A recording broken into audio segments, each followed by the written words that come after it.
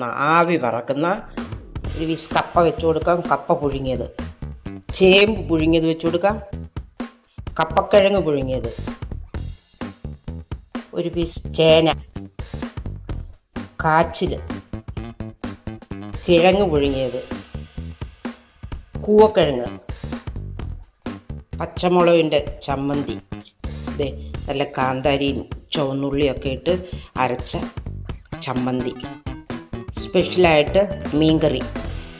ഇന്നത്തെ 10 മണി ആഹാരം നല്ലൊരു മീൻകറി, പച്ചമുളക് ചമ്മന്തി, ചേന, കപ്പക്കിഴങ്ങ്, കപ്പ, കൂവക്കിഴങ്ങ്, കാച്ചിൽ, ചേമ്പ്, കിഴങ്ങ് ഇവയെല്ലാം കൂടെ ചേർത്ത് പുഴുങ്ങിയ ഒരു പുഴുക്ക്.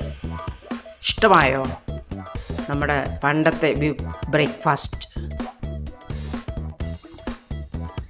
വളരെ ഹെൽത്തിയും ടേസ്റ്റിയുമായിട്ടുള്ള ബ്രേക്ക്ഫാസ്റ്റ്.